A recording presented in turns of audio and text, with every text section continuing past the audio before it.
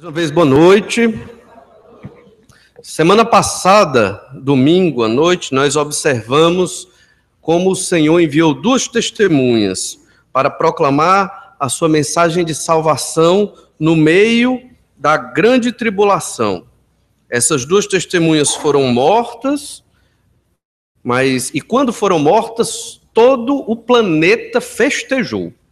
Multidões, tribos, povos, línguas e nações festejaram.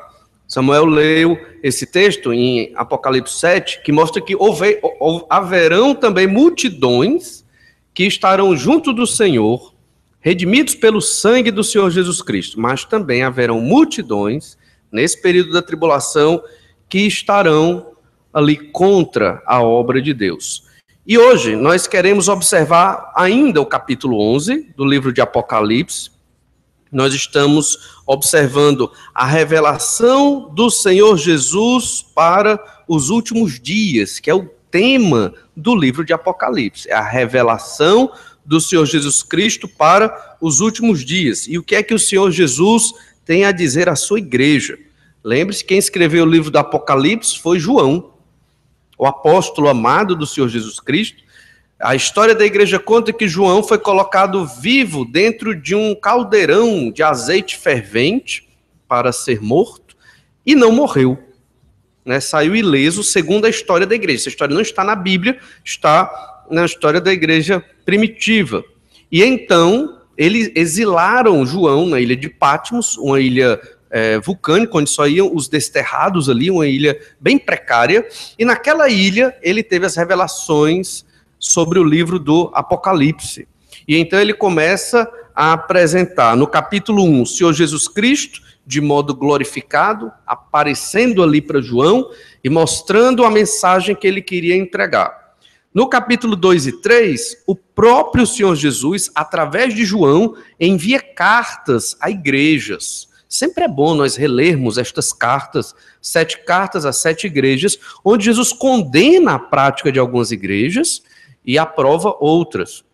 Capítulo 4, temos uma visão do trono de Deus. No capítulo 5, é encontrado alguém digno de abrir o livro. O livro ali era um rolo, não era um livro como o nosso, talvez um pergaminho, e haviam 7 selos que impediam este pergaminho de ser aberto. Ninguém foi achado digno de abri-lo, a não ser o Cordeiro, que foi morto, mas vive, que está sentado no trono, que é o Senhor Jesus Cristo. E então, a partir daí, não se ouve mais falar sobre a igreja, a não ser lá no capítulo 19, que nós ainda não chegamos a estudar. Do capítulo 6 até o capítulo 18, nós temos então o período da tribulação de 7 anos, como foi profetizado por Daniel, capítulo 9, do 24 ao 27, e esta tribulação vai assolar o planeta Terra. Mas a igreja não estará mais aqui. A igreja fora arrebatada. Então, se nós estamos aqui hoje, é porque esses eventos ainda não aconteceram. Só vai acontecer quando a igreja for arrebatada. E se você ainda não creu em Jesus como seu Senhor e Salvador, e este arrebatamento acontecer amanhã, você vai perceber o quanto a palavra de Deus é verdadeira. Porque se você não creu em Jesus ainda, é porque você não acredita que a Bíblia é a palavra de Deus.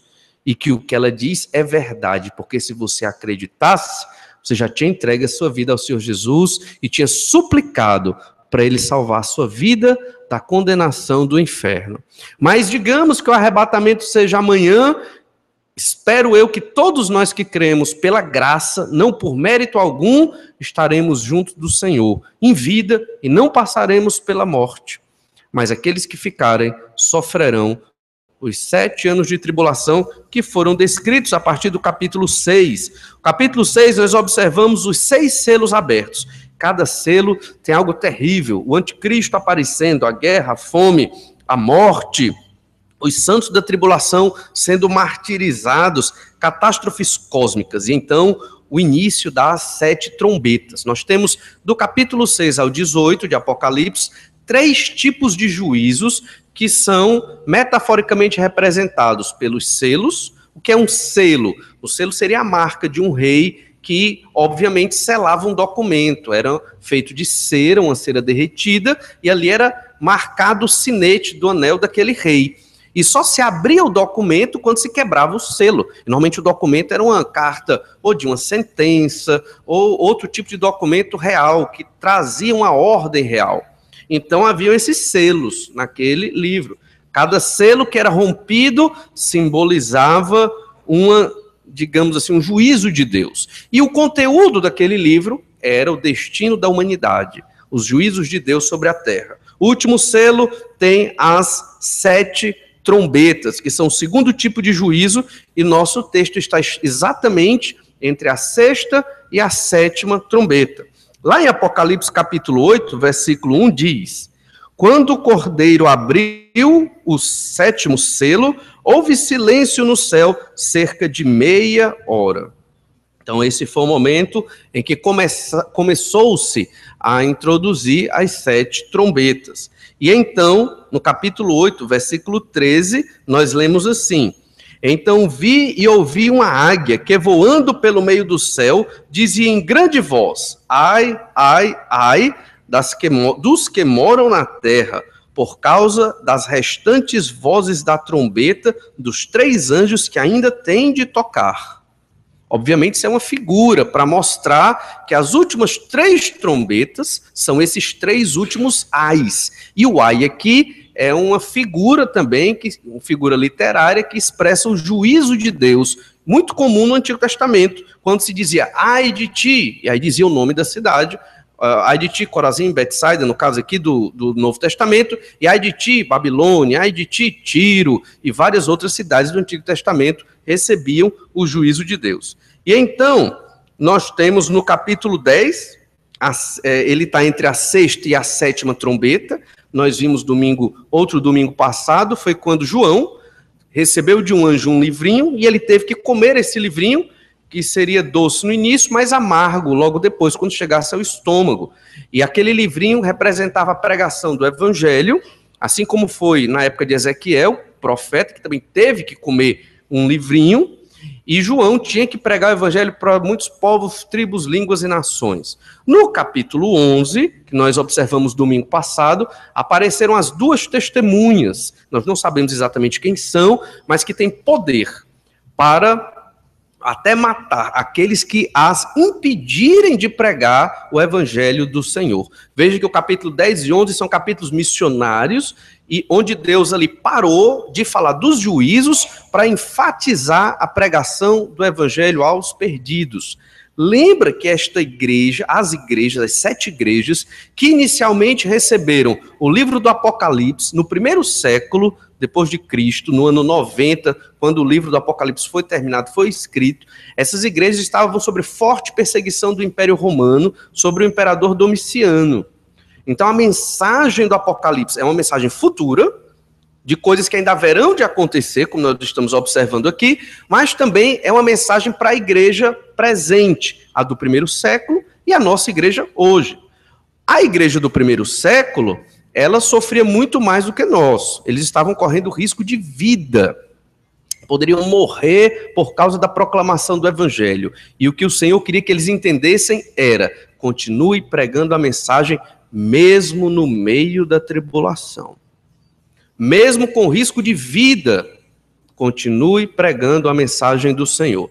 E esta mensagem serve para nós também. Graças a Deus, o nosso sistema democrático, no sistema democrático do nosso país, nós temos liberdade para proclamar o evangelho. Mas sabemos que as perseguições ainda existem. Perseguições veladas, algumas vezes até bem diretas, nos trabalhos, nos estudos, na universidade, na escola. Sempre que você proclama o evangelho, você acaba sendo perseguido, rejeitado, os amigos se afastam e o isolamento é natural dos crentes que testemunham no meio dos seus grupos sociais, daqueles que ainda não creram na palavra de Deus. Mas depois que nós observamos o capítulo 11, do versículo 1 ao 14, as 2 testemunhas sobem ao céu. E então o que é que acontece? Olha aí na sua Bíblia, capítulo 11, depois dessa introdução, capítulo 11, versículo 15. Vamos ler a partir do 14. Passou o 2º ai, eis que sem demora vem o 3º ai. o sétimo anjo tocou a trombeta, e houve no céu grandes vozes dizendo: o reino do mundo se tornou de nosso Senhor e do seu Cristo, e ele reinará pelos séculos dos séculos. E os 24 anciãos que se encontram sentados no trono, diante de Deus, prostraram-se sobre o seu rosto e adoraram a Deus, dizendo: graças te damos, Senhor Deus Todo-Poderoso, que és e que eras, porque assumiste o teu grande poder e passaste a reinar. Na verdade, as nações se enfureceram. Chegou, porém, a tua ira e o tempo determinado para serem julgados os mortos, para se dar o galardão aos teus servos, os profetas, aos santos e aos que temem o teu nome, tanto os pequenos como os grandes, e para destruíres os que destroem a terra. Abriu-se então o santuário de Deus, que se acha no céu, e foi visto a arca da aliança no seu santuário, e sobrevieram relâmpagos, vozes, trovões, terremoto e grande saraivada. Vamos orar para que o Senhor nos instrua a entendermos e aplicarmos e vivermos esta palavra em nossas vidas. Senhor, muito obrigado. Obrigado por estarmos aqui para a glória do teu nome. Ajuda-nos, Senhor, para que a tua palavra seja eficaz nas nossas vidas. Não por ela, porque sabemos que ela é eficaz, mas por nós, que somos pecadores. Ajuda-nos, Senhor Deus, a ter mente e coração abertos para receber a tua palavra e para vivermos de acordo com ela, dia após dia, até a volta do Senhor Jesus. É o que nós te pedimos, no nome do Senhor Jesus. Amém. Pensando então nestes versículos, o que é que aconteceu após as duas testemunhas terem sido mortas? E é muito interessante que em todo o livro do Apocalipse existem cenas, como num filme.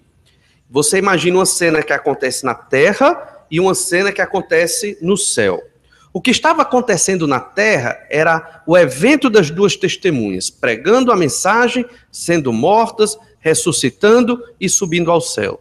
E no céu, o que estava acontecendo? É exatamente o texto que nós acabamos de ler. João, em algum dado momento, estava na terra, vendo os juízos, a destruição, os terremotos, as pragas de Deus, os 7 selos e as trombetas até aqui. E num dado momento ele era transportado para o céu. E aí ele começava a ver o que estava acontecendo na corte do Senhor Deus. Pensando no texto que nós lemos, nós queremos desafiar os irmãos a pensar na seguinte ideia: vivemos na expectativa do reino de Deus na terra. Essa é a nossa expectativa. Nós devemos viver sonhando com isso.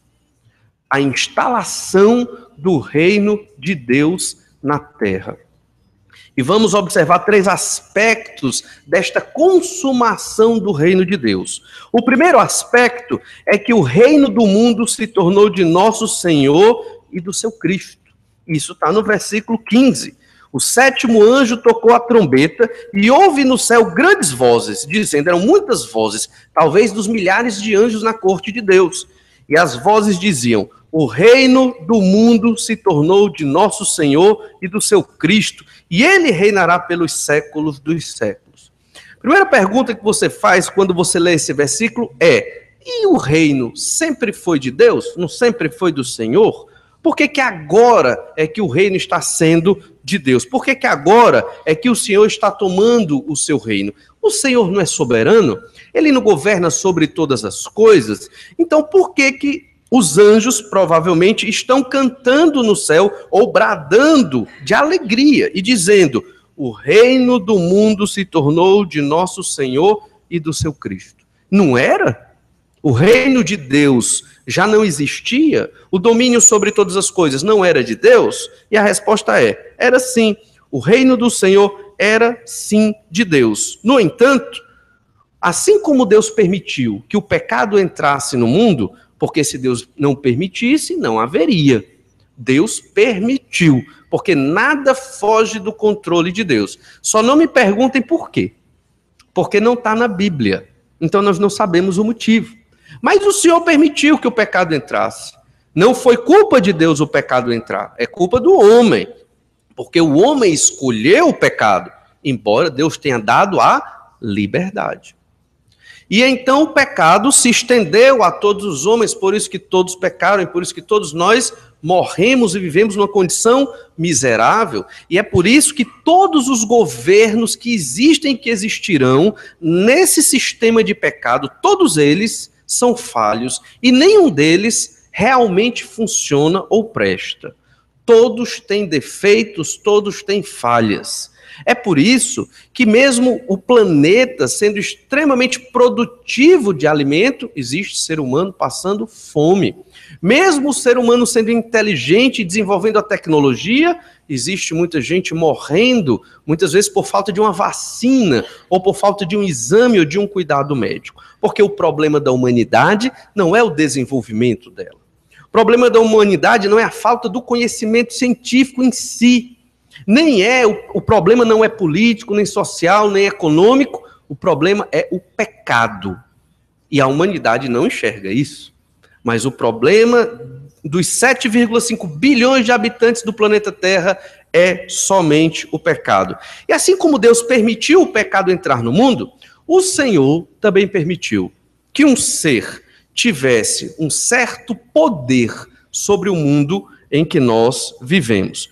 Vamos ler lá em Marcos, capítulo 1, versículo 14 e 15, e antes de falar do poder de Satanás sobre o mundo, veja que a mensagem sobre a vinda do reino de Deus, ela já era pregada. Lá em Marcos, capítulo 1, versículo 14, nós lemos assim, veja que a mensagem do reino de Deus, ela já era pregada muito antes do texto que nós estamos observando aqui, que apresenta um evento futuro, em Apocalipse 11. Marcos 1,14 diz: depois de João ter sido preso, foi Jesus para a Galileia pregando o evangelho de Deus, dizendo: o tempo está cumprido e o reino de Deus está próximo. Arrependei-vos e crede no evangelho. O reino de Deus está próximo. Quando você prega o evangelho hoje, você prega dizendo isso? Meu amigo, se arrependa. O reino de Deus está próximo. Normalmente, nós não falamos assim. Normalmente, falamos do amor de Cristo, normalmente, falamos que ela precisa se arrepender dos seus pecados, é uma pecadora. Normalmente, nós falamos que é necessário ela ter um compromisso com o Senhor e pedir para Jesus ser o Salvador de sua vida. Mas esquecemos deste detalhe que Jesus coloca quando o próprio Jesus prega o Evangelho. O reino de Deus está próximo. Irmãos, nós fomos salvos porque cremos no Senhor Jesus Cristo. Não porque fazemos parte da Igreja Batista Manancial, mas porque cremos no Senhor Jesus Cristo. É possível que membros desta igreja não sejam salvos, se não creram no Senhor Jesus Cristo. Por isso, se você é membro da igreja, sempre se investigue, né? Mas será que eu sou crente mesmo? Pelos frutos vos conhecereis. Se você gosta da palavra de Deus, se você gosta de uma vida de oração, se você ama pregar o evangelho para os perdidos, se você gosta de transbordar do amor de Cristo para aqueles que precisam, você realmente creu no Senhor Jesus Cristo. Mas se você só vive para você mesmo, avalie-se. Mas o que eu quero dizer com isso é que nós fomos salvos pela graça de Deus, não porque somos bons, não porque somos membros de uma igreja, não porque somos religiosos. Só que a nossa salvação, ela não termina aqui. A nossa salvação, ela é completa. Nós só fomos salvos até hoje, pensando no tempo e espaço em que vivemos, no nosso aspecto espiritual. Temos a garantia da palavra de Deus que estaremos com o Senhor. Mas sabe o que é que falta? Falta o novo céu e a nova terra, porque o Senhor também vai regenerar todo o planeta. Sabe o que é que falta? A teocracia, que é o governo de Deus na terra. Quando Jesus implantará justiça, não haverá mais injustiça. Quando o próprio Deus enxugará dos nossos olhos toda lágrima, porque Deus mesmo habitará com os homens. Não sei explicar como é isso, mas lá em Apocalipse 21 deixa muito claro, Deus mesmo habitará com os homens. Aí sim, a nossa salvação estará completa. O reino de Deus abrange tudo isso. O reino de Deus se refere aos anjos, é parte do reino de Deus. O reino de Deus se refere à igreja, é parte do reino de Deus. O antigo Israel também é reino de Deus. E um dia o reino de Deus se consumará e se instalará neste planeta que foi corrompido pelo pecado, e esse planeta será saneado como que pelo fogo, e os elementos se desfarão abrasados, como diz Pedro, e então o Senhor criará um novo céu e uma nova terra, melhor do que o que existe. Você acha lindo o mar, você acha linda a natureza, os animais, a lua e as estrelas, pois a criação regenerada de Deus será superior a tudo isso. Isso é o reino de Deus. Quando pregamos o evangelho, falamos do elemento muito importante da salvação da condenação do inferno por causa dos nossos pecados. É verdade, falamos. Só que tem mais. Além de sermos libertos da condenação do inferno, viveremos numa sociedade de pessoas que não vão pecar. Pleno e perfeito amor. Corpos regenerados para viver eternamente. Hoje, você fica assim porque você está envelhecendo, as rugas estão chegando, a energia que tinha quando era jovem já não tem mais, e todos nós passamos por crises, não é verdade? Todo ser humano passa por crises. A criança, quando está crescendo, tem as suas crises, quando se torna adolescente e jovem. E aí depois, quando casa, vai ter suas crises também, para viver com outra pessoa e ter filhos. E aí, quando vai chegando a uma certa idade, outras crises que nós nem revelamos. E às vezes nem é bom revelar mesmo, a não ser para o Senhor, nosso Deus, ou para aqueles de confiança, mas passamos por crises por causa da decomposição do nosso corpo. Todo dia estamos morrendo. Todo dia. O corpo, ele vai se acabando um pouquinho. Todo dia. Todo dia. Mas nesse novo céu e nova terra, teremos corpos à semelhança do de Jesus, que serão eternos, que serão para sempre dentro daquela realidade. Quando Jesus pregava o evangelho, ele não só falava da salvação, da condenação dos nossos pecados, como ele falava também do reino de Deus. Está próximo. Sabe por que ele dizia que estava próximo? Porque ele tinha chegado na terra. Já era o cumprimento de grande parte das profecias do Antigo Testamento. Jesus, o rei, está na terra.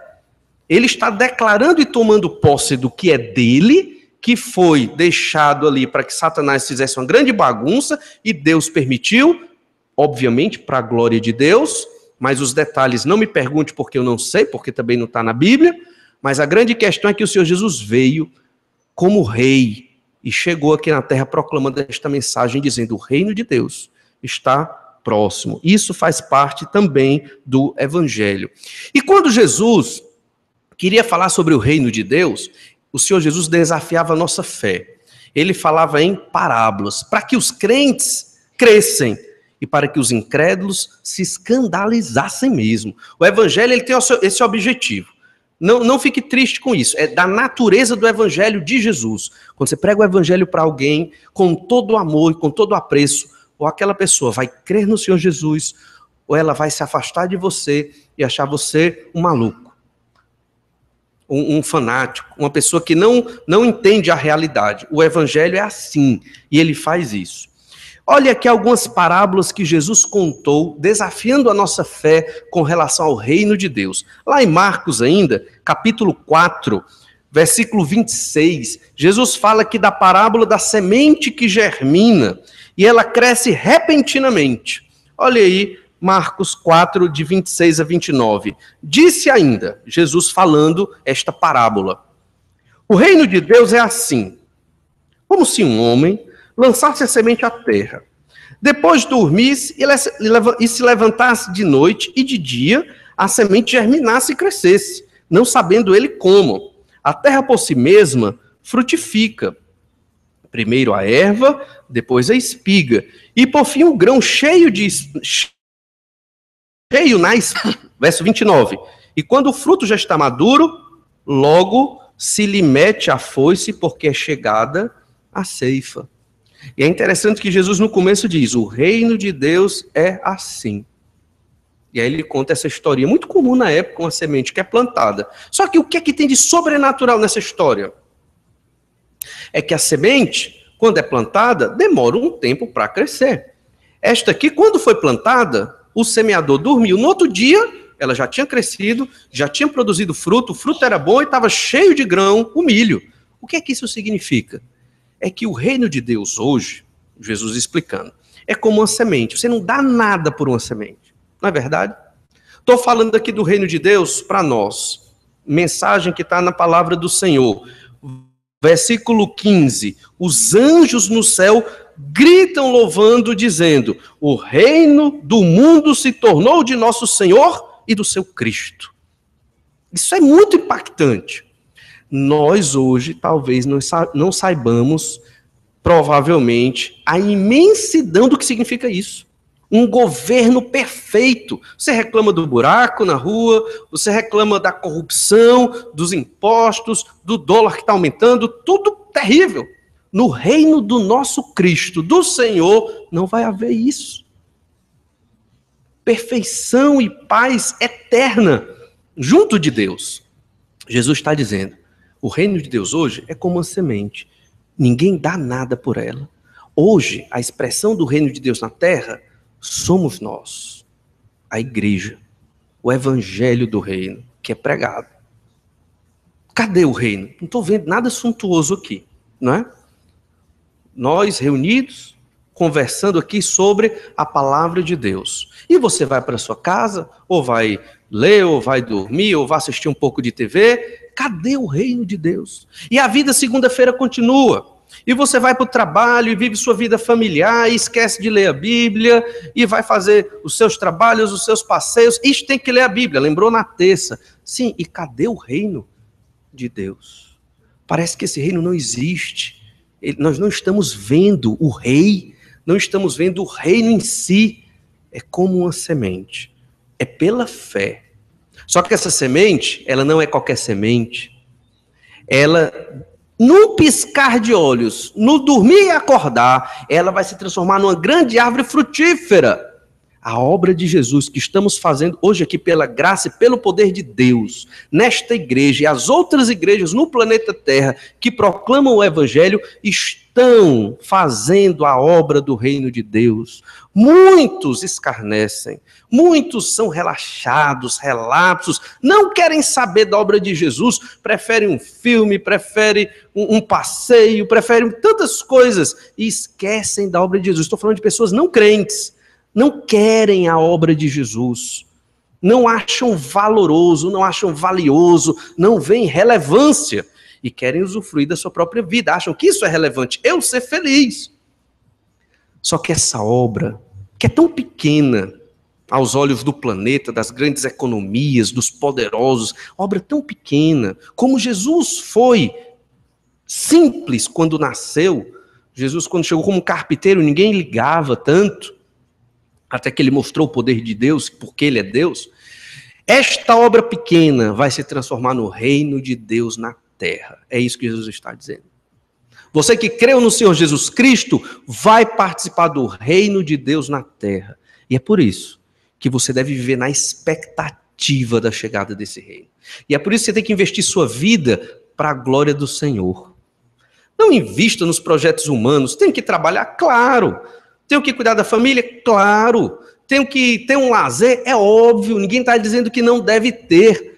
Mas o que deve guiar a sua vida é o desejo de agradar o seu Salvador. É o desejo de agradar o seu Salvador. Todo dia da sua vida, começa agradando o Senhor lendo a Bíblia.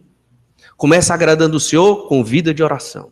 Pregando o Evangelho. Fazendo discípulos. Sustentando missionários. Fazendo o serviço da igreja, porque a igreja é uma semente. É a semente do reino de Deus que vai se instalar na terra. Por isso que hoje nós observamos o maligno tomando de conta. Satanás, hoje, ele reina, porque Deus permite. O Senhor tem os propósitos dele. Mas um dia, como os anjos estão dizendo aqui, o reino do mundo se tornou de nosso Senhor e do seu Cristo. E é essa a expectativa que nós temos. E é isso que devemos aguardar, e é isso que nos motiva, dia a dia, domingo a domingo, estar servindo ao Senhor para a honra e glória de Deus. Jesus também contou outra outra parábola acerca do reino. Mateus capítulo 4 ainda, logo na sequência, o versículo 30. Disse mais. Marcos 4, verso 30, na sequência aí. E o verso 30 diz assim: disse mais, a que assemelharemos o reino de Deus? Ou com que parábola o apresentaremos? Aí Jesus responde, é como um grão de mostarda, que quando semeado é a menor de todas as sementes sobre a terra, mas uma vez semeada, cresce e se torna maior do que todas as hortaliças e deita grandes ramos, a ponto de as aves do céu poderem aninhar-se à sua sombra. Ela completa a outra parábola. O reino de Deus hoje é insignificante, nem é considerado pelos homens um reino. E nota que os homens, os seres humanos, eles gostam do poder, né? Então, quando tem poder envolvido, o ser humano quer um pedacinho da fatia. Mas Deus fez de propósito, porque a igreja de Jesus, ela é simples como Jesus. Ela não é um reino hoje, é como uma sementezinha, meio que insignificante. Os serviços são muito simples. O serviço de cada membro desse reino hoje, pregar o evangelho do reino. E ao pregar o evangelho, mencionar que o reino está próximo. Mas um dia, esta igreja vai virar o reino de Deus na terra e vai habitar com o próprio Deus, tendo Jesus com o seu cetro, governando todo o planeta, onde só habitarão os redimidos pelo sangue do Cordeiro do Antigo Testamento, do Novo Testamento, até o dia do juízo do Senhor. Você crê assim? Se você crê em Jesus, você crê assim.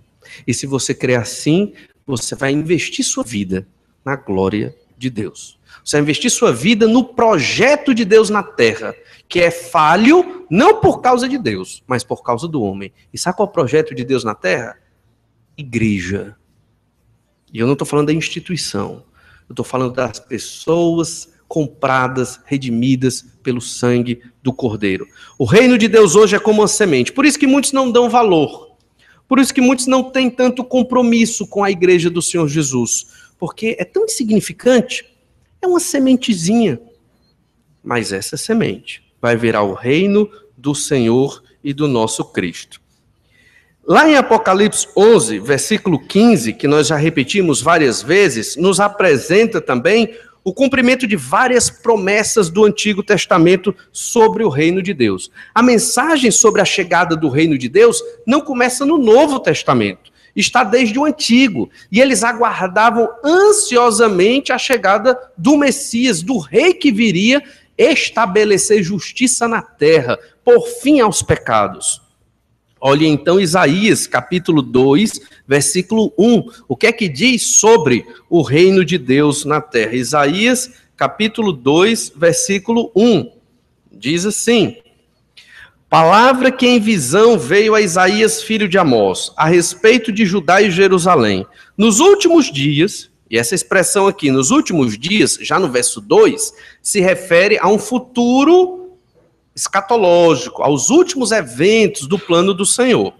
Nos últimos dias acontecerá, estou no versículo 2, Isaías 2:2, acontecerá que o monte da casa do Senhor será estabelecido no cimo dos montes e se elevará sobre os outeiros, e para ele afluirão todos os povos.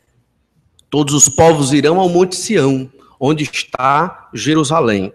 Verso 3, irão muitas nações e dirão: vinde e subamos ao monte do Senhor e à casa do Deus de Jacó, para que nos ensine os seus caminhos e andemos pelas suas veredas. Porque de Sião sairá a lei e a palavra do Senhor de Jerusalém. Imagina todos os povos da terra vindo em caravana a Jerusalém para ouvir a proclamação da lei de Deus. Isso vai acontecer um dia. Muitos povos buscarão o Senhor. Quem é que nós estudamos domingo passado, que estava lá em Jerusalém, proclamando por 3 anos e meio a mensagem de Deus? As 2 testemunhas. e os povos da terra irão. Eu não sei exatamente se é nesse momento aqui, ou se os povos irão lá quando os 144 mil judeus estarão proclamando o evangelho nos 7 anos de tribulação, mas a grande questão aqui é que os povos irão, as nações ouvir a lei de Deus. Isso está perto do estabelecimento do reino de Deus. Olha o versículo 4. Ele julgará entre os povos e corrigirá muitas nações. Veja, haverá juízo. O Senhor vai corrigir os povos. E ainda no versículo 4, estas converterão as suas espadas em relhas de arados e as suas lanças em podadeiras. Uma nação não levantará espada contra outra nação, nem aprenderão mais a guerra. Isso só vai acontecer no reino de Deus estabelecido na terra, quando o Senhor estiver reinando com justiça, o governo por excelência, o governo teocrático, onde Deus mesmo reinará, na pessoa do Senhor Jesus. Mas também, lá em Isaías 11, a partir do versículo 1, nós temos outro texto que nos apresenta também esse reino, o reino de Deus chegando à terra. Olha Isaías capítulo 11, a partir do verso 1. Do tronco de Jessé sairá um rebento, e das suas raízes um renovo. Repousará sobre ele o Espírito do Senhor, o Espírito de sabedoria e de entendimento, o Espírito de conselho e de fortaleza, o Espírito de conhecimento e de temor do Senhor. Verso 3. Deleitar-se-á no temor do Senhor. Não julgará segundo a vista dos seus olhos, nem repreenderá segundo o ouvido dos seus ouvidos. Mas julgará com justiça os pobres, e decidirá com equidade a favor dos mansos da terra. Ferirá a terra com a vara de sua boca, e com o sopro de seus lábios matará o perverso. A justiça será o cinto dos seus lombos, e a fidelidade o cinto dos seus rins. Está falando aqui do Messias. O Messias é o tronco de Jessé, é o renovo, é o descendente de Davi, falando, obviamente, do Senhor Jesus Cristo. E quando ele chegar, ele vai julgar com justiça. Quem na terra julga com justiça? A própria justiça dos homens é falha. Só o Senhor mesmo julga com a devida justiça. E o Messias virá julgar com justiça a favor dos pobres, a favor dos mansos que não se defendem. Somente o Senhor Jesus Cristo estabelecerá paz perfeita e completa. Você já se indignou por ter sido injustiçado e ao reivindicar os seus direitos legais não foi atendido? Isso é indignante. Você fica indignado, você fica extremamente chateado, para não dizer mais. Pois no reino do Senhor é plena e perfeita justiça. Nenhum problema, paz completa, uma vida maravilhosa, onde o próprio Deus enxugará dos nossos olhos toda lágrima. Essa é a nossa expectativa. Essa é a nossa esperança de vida. Esperança nessa terra aqui? Não há. Não haverá felicidade plena aqui, porque o pecado está em nós. O Senhor Jesus Cristo nos salvou pela graça dele, mas ainda temos o pecado aqui. A culpa não é de Deus, é nossa. E somos nós, com o nosso pecado, que prejudicamos todo o planeta. Inclusive nós crentes no Senhor Jesus Cristo também. Porque nos deixamos muitas vezes dirigir pelo nosso próprio pecado. Mas no reino do Senhor, ele terá no seu cinto a justiça. E olha o resultado lá no reino do Senhor Jesus Cristo. Verso 6.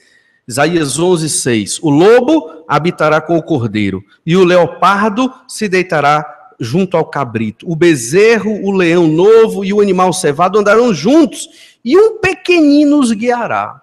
Já pensou? Tantos animais belos e bonitos que nós poderíamos brincar e nos divertir, e não podemos. Você não pode brincar com um leão, né? Certa vez um garoto foi meter a mão lá na jaula de um tigre, era uma onça, e levar o braço da criança. Então a gente não pode brincar com esses animais belíssimos. Não dá para brincar. No reino do Senhor Jesus vai dar.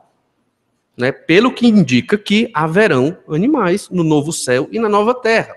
Muitos crentes acham que quando nós morrermos, vamos ser somente espíritos vagando. Mas não. Nós teremos corpos.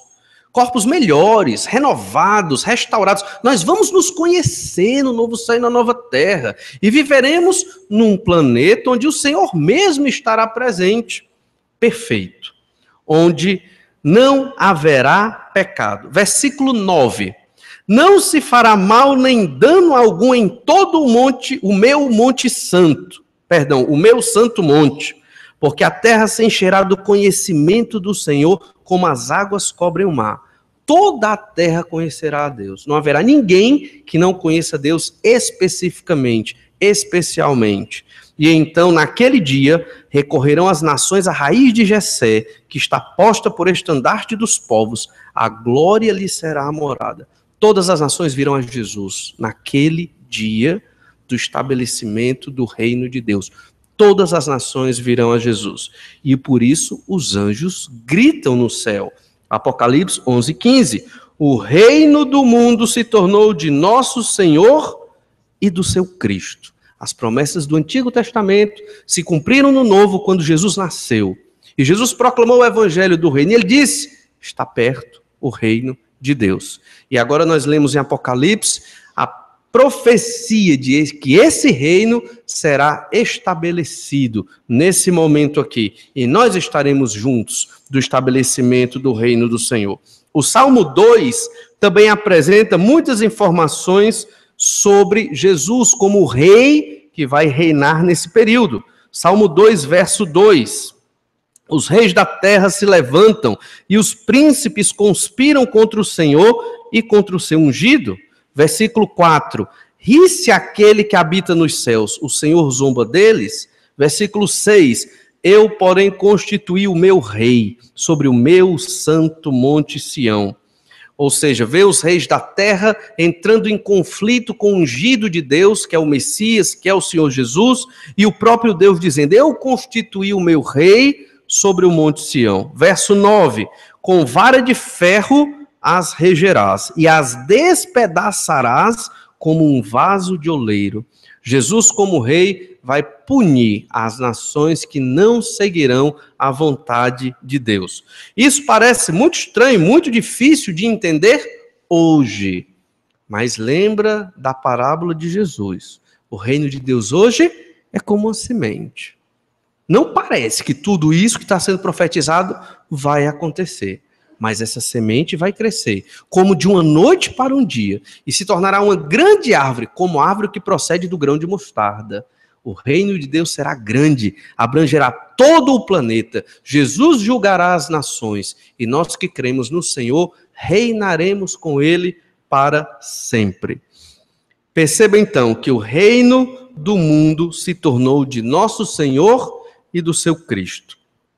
Você que participa hoje do reino de Deus na terra, na expressão da igreja, ainda pensando nesta semente, como você tem investido sua vida no reino de Deus? Sendo práticos, quanto tempo do seu dia você dedica ao reino de Deus na terra? Quanto tempo em oração? Quanto tempo em estudo da palavra? Por quantos missionários você ora? Quantos você ajuda financeiramente? Missionários que são embaixadores do reino de Deus. A nossa fé, ela tem que ter obras. Porque a fé sem obras é morta. Tiago estava falando de ajuda aos irmãos carentes. Mas isso se refere a toda a vida cristã. Como temos amado os nossos irmãos? Você faz parte do reino de Deus na terra. E se você que está aqui hoje ainda não creu no Senhor Jesus, você está fora do reino de Deus. E você, ouvindo esta mensagem e relendo esses textos do livro do Apocalipse, deve pensar e deve repensar sua vida e saber em que você está investindo seu tempo, sua juventude, seus dias, seus talentos, seu trabalho, tudo, sua vida, em que você investe. Se você investe aqui nesse mundo, ele vai passar. Mas se você investe na palavra de Deus, aí sim, você vai encontrar tesouros celestiais. Mas outro aspecto que nós observamos dentro dos versículos de Apocalipse 11, a partir do versículo 15, é que nós louvamos a Deus porque Ele assumiu o seu poder. Como nós dissemos há pouco, o Senhor é soberano, tudo é de Deus, mas Deus permitiu que o pecado entrasse no mundo. Deus permitiu que Satanás tivesse certo poder. E então no verso 16, Apocalipse 11, 16, nós lemos assim: e os 24 anciãos que se encontram sentados no seu trono, diante de Deus, prostraram-se sobre o seu rosto e adoraram a Deus, dizendo: graças te damos, Senhor Deus Todo-Poderoso, que és e que eras, porque assumiste o teu grande poder e passaste a reinar. Esses 24 anciãos começaram a adorar a Deus. Eles estão sentados no trono. E eles saíram do trono, se prostraram diante do Senhor e disseram: graças te damos. Por quê? Porque o Senhor Todo-Poderoso, que eras e que és, assumiste o poder. Tomaste de volta as rédeas. Não que Deus não tinha, mas porque ele permitiu que o maligno exercesse um domínio, como exerce hoje no nosso planeta e até direta ou indiretamente nas nossas vidas. Perceba então como o reino deste mundo hoje é do maligno. Efésios capítulo 2, versículo 2. O reino do mundo hoje é do maligno. E é por isso que lá no versículo 17, os 24 anciãos estão agradecendo a Deus porque ele tomou posse do seu poder ali de reger o reino dele na terra. Efésios 2, 2. Nos quais andastes outrora, segundo o curso deste mundo, segundo o príncipe da potestade do ar, do espírito que agora atua nos filhos da desobediência. Satanás é o príncipe da potestade do ar. Ele é o príncipe dos poderes do ar. Ou seja, ele é o príncipe dos demônios, dos anjos caídos, que estão agindo e atuando no mundo em que nós vivemos. E nós vemos, pelo menos lemos no exemplo de Jó, que o próprio Satanás chega diante da presença de Deus pedindo para poder maltratar alguns dos filhos do Senhor. Na verdade, Satanás nem pediu, Deus que testemunhou a Satanás com relação à história de Jó, mostrando o quanto Jó era fiel. E aí Satanás já se ira ali e pede para poder mexer, tocar e maltratar a Jó. Olha em João, capítulo 12, versículo 31, veja que o reino deste mundo hoje, não é no futuro nós lemos aqui no versículo 17 de Apocalipse 11, que o Senhor vai assumir o reino, mas veja que em João 12, 31 nós lemos assim: chegou o momento de ser julgado este mundo, e agora o seu príncipe será expulso. O príncipe deste mundo hoje é Satanás. Mas no momento em que o Senhor Jesus foi crucificado, ressuscitou ao terceiro dia, subiu ao céu, a vida de Satanás ficou pior neste mundo. Ficou pior, porque se consumou toda a profecia sobre a morte do Cordeiro. E agora só falta a sua vinda, a sua segunda vinda, para estabelecer o reino. Mas veja que ele é o príncipe deste mundo, é Satanás. Ele tem um grande poder. As nações, a política, as guerras, Satanás está por trás de tudo isso. Sob a permissão do Senhor? Sim, porque Deus é soberano sobre tudo. Mas ainda assim tem a mão de Satanás. João capítulo 14, versículo 30.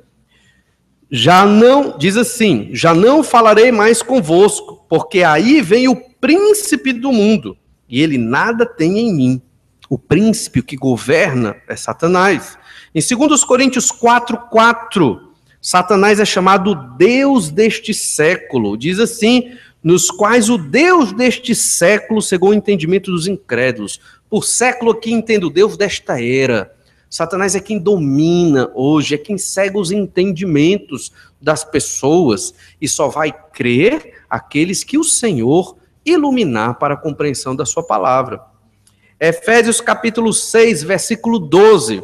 Porque a nossa luta Não é contra carne, contra sangue e carne, e sim contra os principados e potestades, contra os dominadores deste mundo tenebroso, contra as forças espirituais do mal nas regiões celestes. Então, este mundo, ele está sendo dominado por estas forças tenebrosas. O reino de Jesus, ele não está completo. Jesus não reina completamente neste sentido hoje, neste mundo. Por quê? Porque o mundo ainda é dominado pelo pecado. Satanás ainda tem muita ação e ele realiza muita desgraça, segundo a permissão de Deus, sim. Mas haverá um dia em que o Senhor reinará eternamente e não vai haver mais nenhum tipo de influência do maligno. E ainda, observamos em Lucas, capítulo 4, versículo 6, veja o quanto Satanás é sagaz. Ele tenta o próprio Deus. Lucas 4, 6. Disse-lhe o diabo: dar-te-ei toda esta autoridade e a glória destes reinos, porque ela me foi entregue e a dou a quem eu quiser. Portanto, se prostrado me adorares, toda será tua. Satanás entendia, ou pelo menos se iludia, que o mundo era dele. Já que o mundo é meu, já que eu sou o príncipe deste mundo, eu vou oferecer a Jesus algum poder para que ele venha me adorar. Veja que loucura, o que se passou ali na cabeça do maligno. E a ideia é que, obviamente, Jesus soube responder com a palavra. Versículo 8.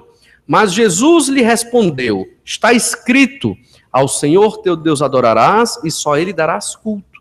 Satanás ofereceu algo para Jesus porque ele entendia que ele era o dono, o príncipe deste mundo, que na verdade, obviamente, é do Senhor, mas que Deus permitiu que ele tivesse certa ação. O maligno, ainda hoje, tem domínio sobre o mundo. Os governos são corruptos. Eles não foram estabelecidos intencionalmente para a glória de Deus. Nenhum governante, hoje, está governando pensando, quero a glória de Deus. Não. Mas Deus é tão poderoso que tudo redunda em glória a Deus. Mas a motivação dos governos não é essa. As guerras e tudo que nós observamos no nosso planeta. Por isso, no versículo 16, os 24 anciãos se encontram sentados no trono, eles se prostram, se deitam ali, colocam o rosto em terra e adoram a Deus. E nesta adoração eles dizem: graças te damos, Senhor Deus, Todo-Poderoso, que és e que eras, porque assumiste o teu grande poder e passaste a reinar.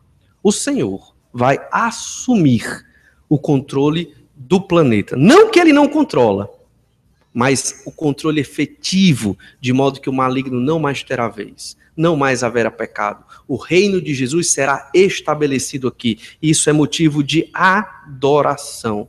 A nossa expectativa deve estar na vinda do reino de Deus na terra. Isso deve nos levar a adorar a Deus. Veja que esses 24 anciões, quando nós estudamos Apocalipse capítulo 4, nós dissemos que estes 24 anciões representam a própria igreja.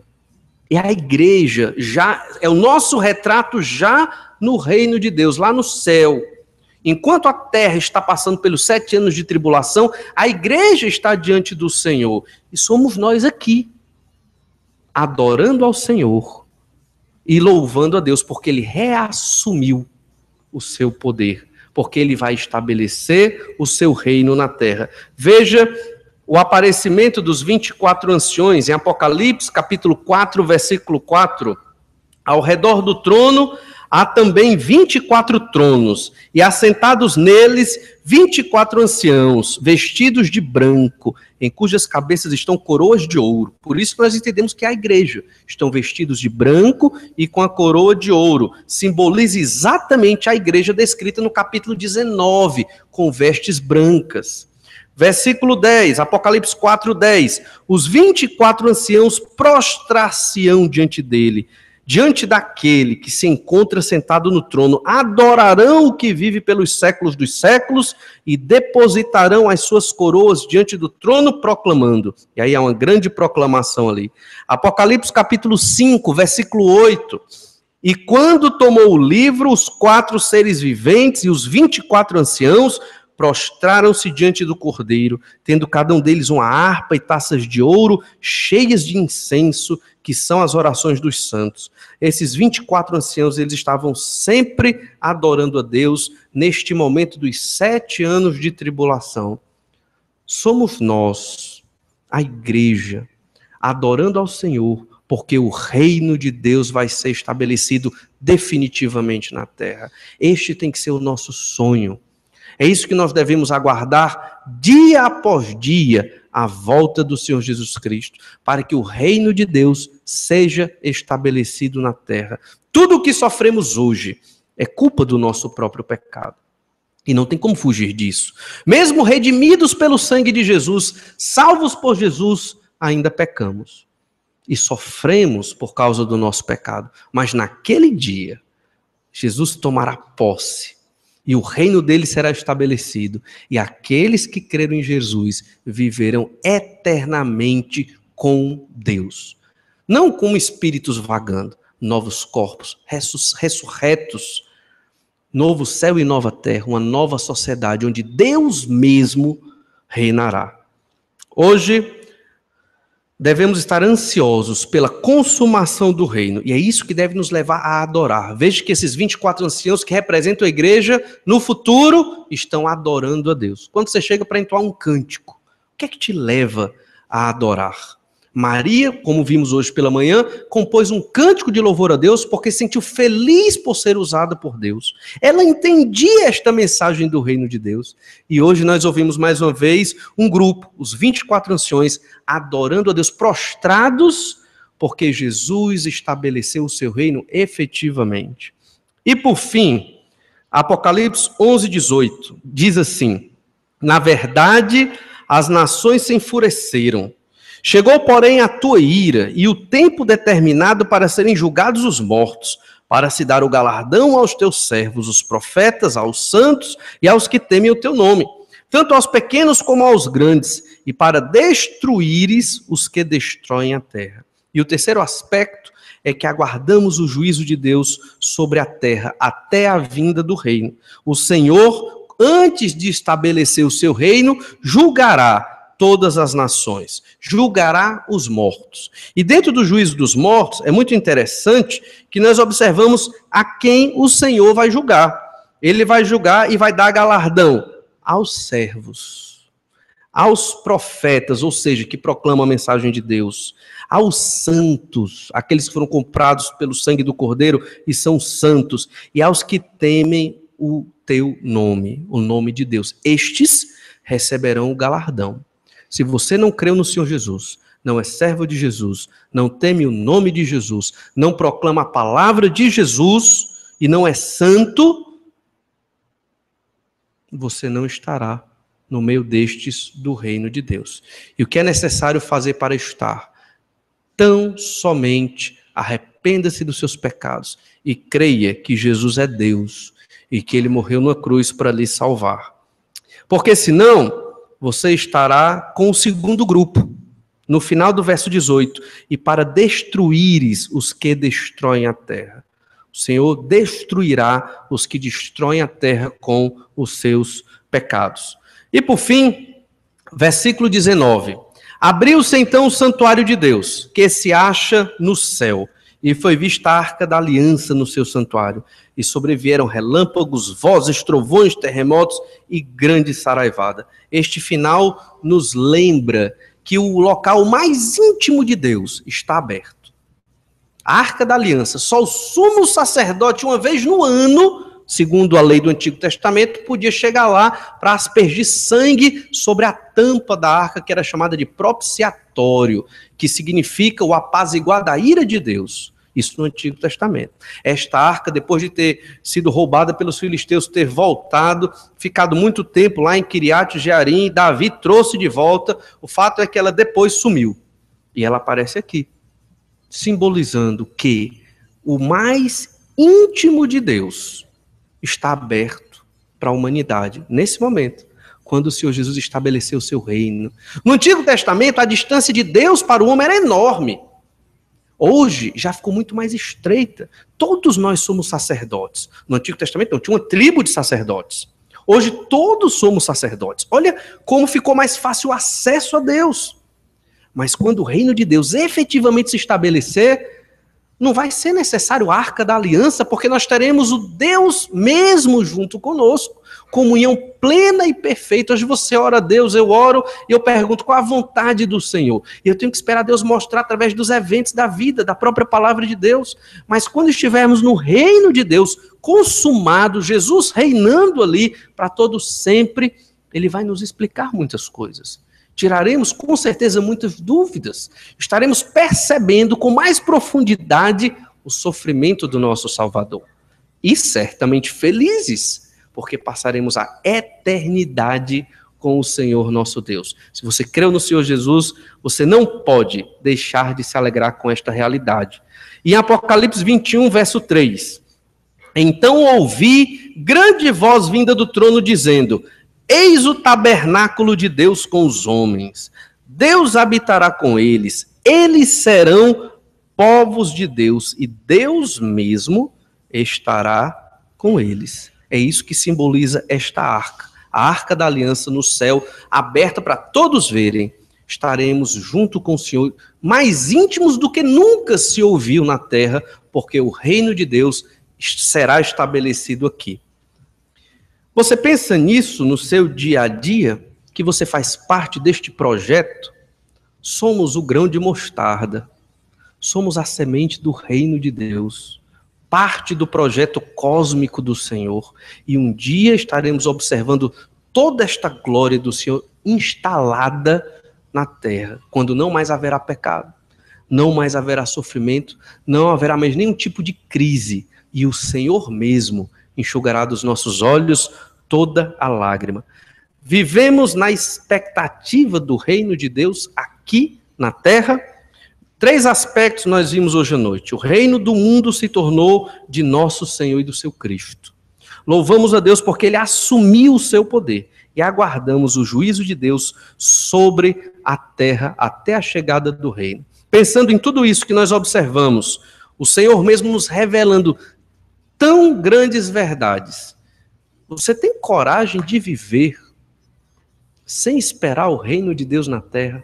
Você tem coragem de viver sabendo que Jesus morreu numa cruz pelos seus, pelos meus pecados, viver sem lembrar do seu Salvador, pelo menos uma vez no dia?